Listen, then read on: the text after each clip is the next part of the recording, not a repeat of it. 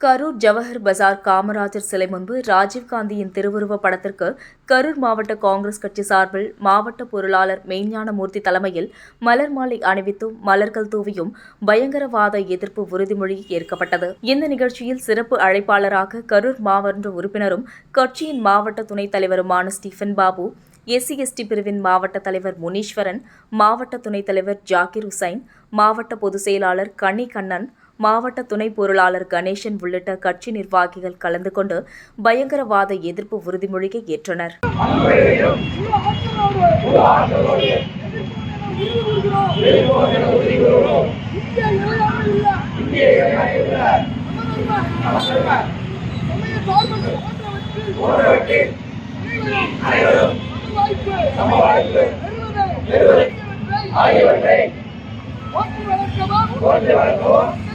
மக்களுடைய உயிர்களுக்கும் உடைமைகளுக்கும் மற்றும் நற்பண்புகளுக்கும் ஊர்வலிக்கும்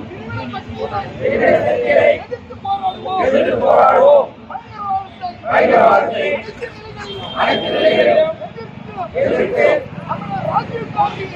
ராஜீவ்காந்தியின்